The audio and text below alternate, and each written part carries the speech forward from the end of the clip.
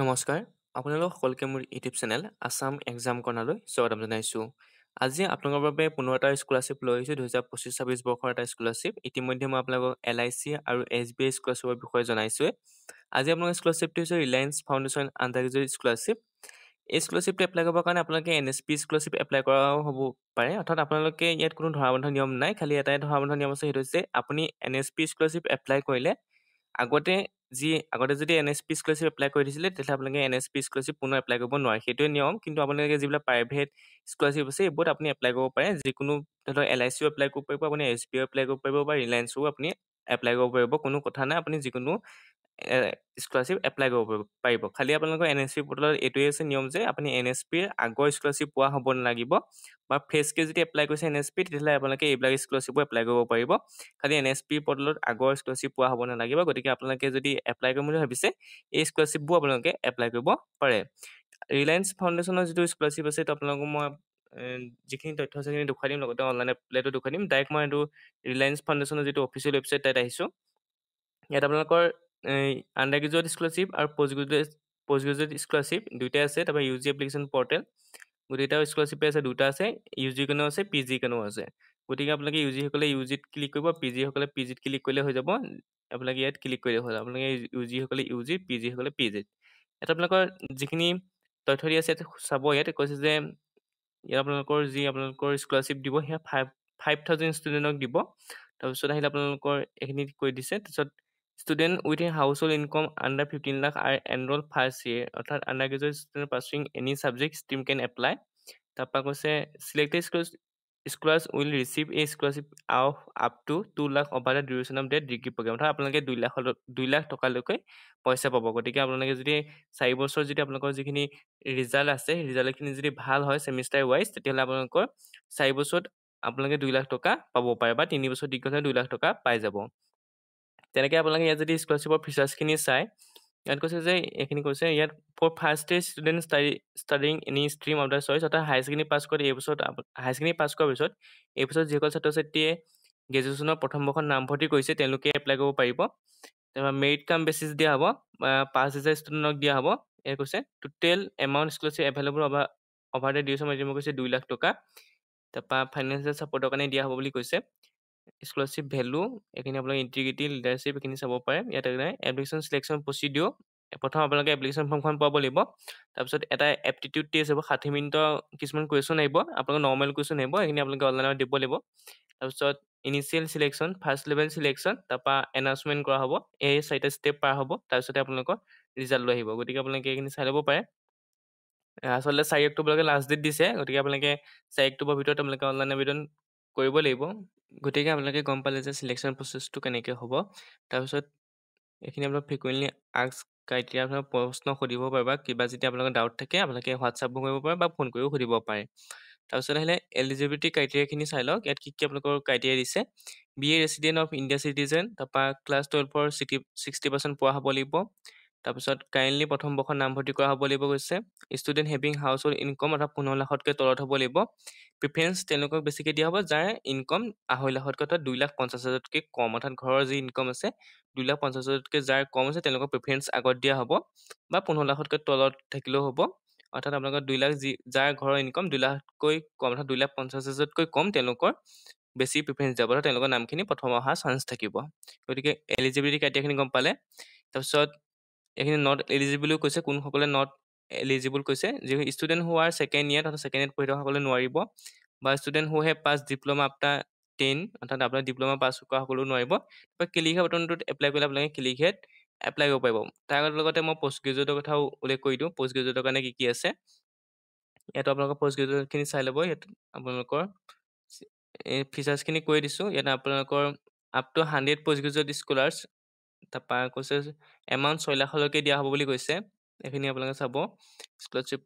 তাৰপৰা আহি গ'ল আপোনালোকৰ ইয়াতো একেই এলিজিবিলিটি কুৱেশ্যনাৰী সুধিব, তাৰপিছত আহিলে এপ্লিকেশ্যন ফৰ্ম, তাৰপৰা এপ্টিটিউড টেষ্ট।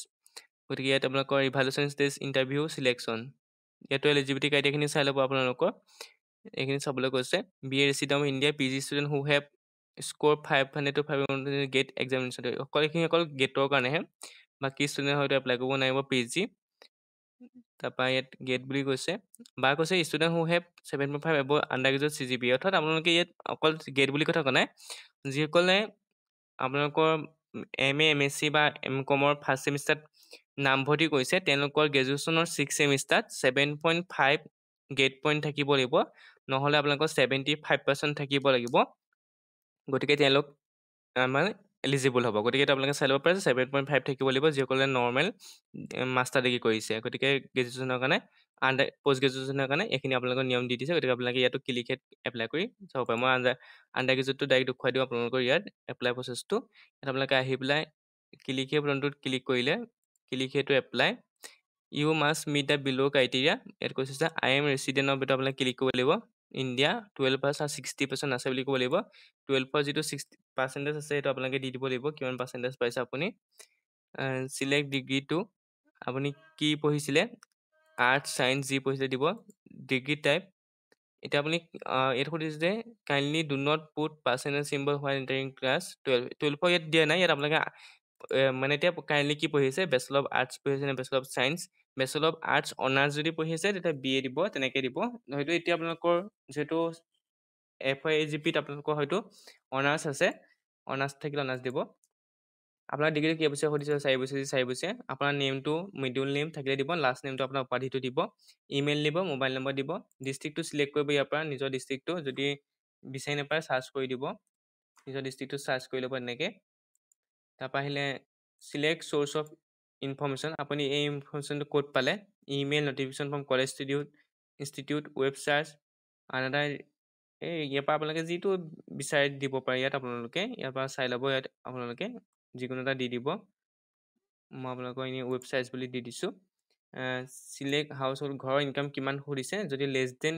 2 লাখতকৈ 50 হয় সেইটো দি দিব যদি 2.5 লাখতকৈ তলত হয় সেইটো আপোনালোকে উল্লেখ কৰিব তাৰপৰা আহি এবাৰটো দি এইখিনি দিয়াৰ পিছত এনেকৈ ক্লিক কৰি ইয়াত আপোনালোকে কেপচা কোডটো দিব লাগিব কেপচা কোডটো দিয়াৰ পিছত ছাবমিট বুটামটোত ক্লিক কৰিব লাগিব এপ্লিকেশ্যন ফৰ্মখন ছাবমিট কৰাৰ পিছত আপোনাৰ মোবাইললৈও আপোনাৰ এটা মেছেজ যাব লগতে আপোনালোকৰ যিটো জিমেইল দিব সেই তাতো এটা মেছেজ যাব তাত আপোনালোকৰ লিংকটো দিয়া হ'ব তাত আপোনালোকৰ ইউজাৰ নেম থাকিব আৰু এটা ওৱান টাইম পাছৱৰ্ড থাকিব সেইটো দি আপোনালোকে তাত ক্লিক কৰি মেম্বাৰ লগইনত আহি আপোনালোকে পাছৱৰ্ডটো দি আৰু যিটো ইমেইল আইডি আছে সেইটো ইউজাৰ নেম ব্যৱহাৰ কৰি লগ ইন কৰিব লগ ইন কৰাৰ পিছত আপোনালোকে লগ ইন কৰাৰ পিছত আপোনাৰ নেক্সট পেজটো খোল খাব গতিকে আপোনালোকে লগ ইন কৰাৰ পিছত ইয়াত দেখিব চেঞ্জ পাছৱৰ্ড ফৰ ওলাইছে আপোনালোকৰ অলপ নেটৱৰ্কৰ প্ৰব্লেমৰ কাৰণে হয়তো OTP send to your mobile number and email ইয়াত কৈছে যে কাৰেণ্ট পাছৱৰ্ড যিটো পাছৱৰ্ড দিছিলে আপোনালোকৰ যিটো ইমেইলৰ পাছৱৰ্ড দিছিলে সেই পাছৱৰ্ডটো আপুনি ইয়াত দিব লাগিব নিউ পাছৱৰ্ড আপুনি নিজে বনাব লাগিব কনফাৰ্ম পাছৱৰ্ড কৰিব লাগিব OTP যিটো আহিছে সেইটো আপোনালোকৰ হয়তো মোবাইল আহিছে বুলি কৈছে সেই মোবাইলৰ OTPটো দিব আৰু চেঞ্জ পাছৱৰ্ড কৰি এইখিনি আপোনালোকে প্ৰথম ক্লিয়াৰ কৰি ল'ব লাগিব OTP দিয়াৰ পিছত তাৰপিছত পাছৱৰ্ড চেঞ্জ কৰাৰ পিছত আপোনালোকৰ এইখিনি আহিব তাৰপিছত আপোনালোকে লগ ইন কৰিবলৈ আহিব নতুন পাছৱৰ্ড আৰু যি ইউজাৰ আইডি দি আছে আই এগ্ৰী বটনত ক্লিক কৰিব ইয়াত আপোনালোকৰ মাই এপ্লিকেশ্যন আপুনি কেইখন এপ্লিকেশ্যন এপ্লাই কৰিলে ইয়াত ওলাই থাকিব ইয়াত কৈছে in process pending application pending আছে তাৰপৰা কণ্টিনিউ এপ্লিকেশ্যন কৰিব লাগিব কণ্টিনিউ এপ্লিকেশ্যনত আপোনাৰ ইয়াত আপোনাৰ ডিটেইলছখিনি চব আহিব date of birth phone number সকলো ইয়াত শ্ব' কৰিব গতিকে আপুনি এইখিনি এবাৰ ভালদৰে দিব লাগিব গতিকে আপোনালোকে ইয়াত যিখিনি ডিটেইলছ দিছে সেইখিনি এবাৰ দিব মানে দি ল'ব ভালকৈ শুদ্ধকৈ দিব ইয়াত আপোনালোকৰ জেণ্ডাৰটো চিলেক্ট কৰা মেল ফিমেল যি হয় মোবাইল নম্বৰ থাকিব অল্টাৰনেটিভ মোবাইল নম্বৰ থাকিলে দিব পাৰে ডেট অফ বাৰ্থটো দিব লাগিব প্লেচ অফ বাৰ্থ আপুনি জন্ম ক'ত হৈছিলে আপোনাক সুধিছে গতিকে এইটো আপুনি ইয়াত নিজে চাই দিব নিজৰ ডিষ্ট্ৰিক্ট হওক বা যি হওক তাৰপৰা ৰিলিজনটো সুধিছে যি হয় আপোনালোকে উল্লেখ কৰিব ৰিলিজনী মাদাৰ টাং কি সুধিছে আপোনাৰ আছামিজ দিব মাদাৰ টাং তাৰপৰা নেশ্যনেলিটি ইণ্ডিয়ান এইখিনি থাকিবই গতিকে আপোনালোকে এইখিনি দি ল'ব তাৰপিছত আহিলে আপোনালোকৰ কাৰেণ্ট এড্ৰেছত আহিলে আপোনালোকৰ ঘৰৰ এড্ৰেছ দিব ইয়াত আপোনালোকৰ গাঁও চহৰ চব নাম লিখিব এড্ৰেছ লাইনটোতে লিখিব পাৰিব তাৰপৰা পিনক'ডটো দিব এৰিয়া নেম পিনক'ডটো দিয়াৰ পিছত আপোনালোকৰ এৰিয়া নামটো ওলাই যাব গতিকে এইটো আপোনালোকৰ অট'মেটিক ইয়াত আহি যাব ইয়াত আপোনালোকৰ যি পিনক'ডৰ উল্লেখ কৰা হৈছে যি আপোনালোকৰ পোষ্ট অফিচ আছে চব আহি যাব তাৰপৰা যদি প্ৰেজেণ্ট এড্ৰেছ আৰু পাৰ্মানেণ্ট এড্ৰেছ আপোনালোকৰ ছেইম হয় ইয়াত আপোনালোকৰ যদি ছেইম হয় মই আপোনালোকৰ এনেই XYZ দিছোঁ যদি ছেইম হয় তেতিয়া আপোনালোকৰ এইটো ক্লিক কৰি দিব ক্লিক কৰি দিয়াৰ পিছত আপোনালোকৰ এইখিনি তলৰখিনি অট'মেটিক ফিল আপ হৈ যাব গতিকে তেনেকৈ আপোনালোকে দিব লাগিব তাৰপৰা family details number of family in the immediate family including self অৰ্থাৎ আপোনাৰ ঘৰত কিমান সদস্য আছে সুধিছে মা দেউতাৰ সৈতে লগতে আপোনাৰ সৈতে ধৰি লওক আপোনাৰ সৈতে ঘৰত 5জন তেতিয়া 5জন বুলি উল্লেখ কৰিব তাৰপৰা number of children studying in family self brother sister নিজৰটো দিব লাগিব, লগতে ভাই ককাই ধৰি লওক আপোনালোকৰ ল'ৰা ছোৱালী তিনিজনে পঢ়ি আছে আপোনাৰ সৈতে, তেওঁ তিনিজনে বুলিও লিখিব লাগিব। Please select I am first person of generation in my family attending university, second generation in my family attending university, other। অৰ্থাৎ আপোনালোকৰ আপুনি ফাৰ্ষ্ট পাৰ্চন নেকি য'ত আপুনি ইউনিভাৰ্চিটিত প্ৰথম পঢ়িছে বা এটেণ্ডিং কৰিছে, যদি হয় দিব পাৰে, নহ'লে আপুনি আদা দিব পাৰে, যদি হয় আপুনি প্ৰথম যি ইউনিভাৰ্চিটিত পঢ়িবলৈ গৈছে বা কলেজত পঢ়িছে তেতিয়া এইটো দি দিব। Are you child of single parent, এইটো হয় নহয় বুলি দিব। Are you either of parents, এইখিনি আপোনালোকৰ আইডাৰ অফ ইউৰ পেৰেণ্টছ ডিকিজ, আপোনালোকে এইখিনি আপোনালোকৰ বথ দি দিব পাৰে, মা দেউতা ফাদাৰ। তাৰপৰা আহিলে ঘৰৰ যি ফেমিলি নেম গোটেই চবৰে নাম দিব লাগিব। ইয়াত আপোনালোকৰ চেল্ফটো নিজৰ নামটো দিব, এডুকেশ্যন আপোনালোকে দিব, গ্ৰেজুৱেশ্যন নহ'ব আপোনালোকৰ, এডুকেশ্যন যিটো আপুনি গ্ৰেজুৱেশ্যন পঢ়ি আছে তেনেহ'লে আপোনালোকৰ 12 হ'ব। অকুপেশ্যনটো কি দিব, ষ্টুডেণ্ট দিব। এনুৱেল ইনকামটো কিমান দিব, আপোনাৰ এনুৱেল ইনকাম যিটো নাথাকে আপুনি সেইটো 0 দি থ'ব পাৰে। তাৰপৰা মাদাৰ নেমটো দিব, মাদাৰ এডুকেশ্যন কি, বিল' ক্লাছ 10 দিব পাৰে। অকুপেশ্যন কি, হাউচ ৱাইফ, এইটো ইনকামটো আপুনি 0 দিব পাৰে। ফাদাৰ নামটো দিব পাৰে, ফাদাৰ এডুকেশ্যন কি দিব পাৰে আপোনালোকে, অকুপেশ্যনটো কি কৰে আপোনালোকৰ, house wife, retired, self student, আদাৰ, যদি সেইটো আপুনি উল্লেখ কৰিব। আদাৰ অকুপেশ্যন কি, ধৰি লওক ফাৰ্মাৰ, তেতিয়াহ'লে আপোনালোকে ফাৰ্মাৰটো উল্লেখ কৰিব, ইয়াত এড কৰি দিব, ছেভ কৰি দিব। তাৰপিছত আহিলে আপোনালোকৰ এনুৱেল ইনকামটো আপোনালোকে দি দিব, ইয়াত আপোনালোকৰ ঘৰৰ ইনকামটো কিমান সেইটো দিব, কাৰণ ইনকাম চাৰ্টিফিকেট লাগিব। তাৰপিছত আহিলে আপোনালোকৰ যদি ইয়াত আপোনালোকৰ ফাদাৰ নহয় ব্ৰাদাৰ যদি দিয়ে, ব্ৰাদাৰ নেমটো উল্লেখ কৰিব, এডুকেশ্যন কি পঢ়ি আছে দিব। এনেকৈ আপোনালোকে পাঁচজনৰ নাম আপুনি উল্লেখ কৰি দিব। তাৰপিছত আহিলে ব্ৰাদাৰ যদি আছে আকৌ ব্ৰাদাৰ নামটো উল্লেখ কৰি এডুকেশ্যন এইখিনি ছেভ ফেমিলি ডিটেইলছত আপোনালোকে ক্লিক কৰি ছেভ কৰিব লাগিব। তেনে পেৰেণ্ট গাৰ্জেন কণ্টেক্ট ডিটেইলছ নেমটো দিব, আপোনালোকক কাক কণ্টেক্ট কৰিব পাৰি সুধিছে, নেমটো দিব। তাৰপিছত ইয়াত আপোনাৰ প্ৰথম দেউতাৰ নামটো দিব, তাৰপিছত উপাধিটো দিব। তাৰপিছত আহিলে আপোনালোকৰ মোবাইল নাম্বাৰটো দিব দেউতা, ইমেইল আইডি থাকিলে দিব পাৰে, নাথাকিলে আপোনাৰ নিজৰ ইমেইল আইডিটো দিব, ৰিলেশ্যন কি ফাদাৰ বুলি উল্লেখ কৰিব, এড্ৰেছটো আপোনাৰ ছেম এড্ৰেছে দিব, পিনক'ডটো দিব, পিনক'ডটো দিয়াৰ পিছত সেইখিনি আপোনাৰ আহি যাব। গতিকে আপোনাৰ ছেভ এণ্ড কণ্টিনিউ বটনত ক্লিক কৰি আপোনালোকে পিছৰ যিখিনি এই তথ্যখিনি আপোনালোকে ফিল আপ কৰিব লাগিব। জেনেৰেল ইনফৰমেশ্যন দিয়াৰ পিছত আহিলে আপোনালোকৰ একাডেমিক ডিটেইলছ। জেনেৰেল ইনফৰমেশ্যনত এটা অপশ্যন আছে যে আপোনালোকৰ মা দেউতা মানে মিতনি সুধিছিলে, আপোনাৰ ডিচিজ নি সুধিছিলে, সেইটোত আপোনালোকে ন' ৰাখিব। আৰু তেনেকৈ কিবা এটা সুধিছিলে আইতাৰ ডিচিজ নেকি, পেৰেণ্টছ ডিচিজ নি সুধিছিলে, গতিকে সেইটোত আপোনালোকে ন' ৰাখিব। তাৰপৰা আহিলে ছেকেণ্ডেৰী এডুকেশ্যন, আপোনালোকৰ যিটো আণ্ডাৰ গ্ৰেজুৱেট আপুনি পঢ়ি আছে, গতিকে আপোনালোকৰ হায়াৰ ছেকেণ্ডেৰী ডিটেইলছ দিবলৈ আহিছে, এডুকেশ্যন হায়াৰ ছেকেণ্ডেৰী বুলি দিব। ইয়াত কৈছে আপোনালোকৰ দুইটাই দিব লাগিব, আপোনালোকৰ ক্লাছ 10 দিব লাগিব, ক্লাছ 12 দিব লাগিব। ক্লাছ 10 দি ল'ব প্ৰথম, পাছিং এইটো দিব, কোন চনত পাছিং কৰিছে আপুনি, 25 চনত যদি আপুনি পাছ কৰিছে, 23 চনত মেট্ৰিক পাছ কৰিছে, তেতিয়াহ'লে আপোনাৰ বৰ্ডটো দিব। ইয়াত আপোনালোকৰ board of second year Assam বুলি ডাইৰেক্ট চাৰ্চ কৰি দিব, আছাম ওলাই নলা চাব, board of second year education, এতিয়া ওলাব আপোনালোকৰ board of second year education. এয়া board of second year education আছে, মিডিয়ামটো কি আছিলে সুধিছে আপোনালোকৰ।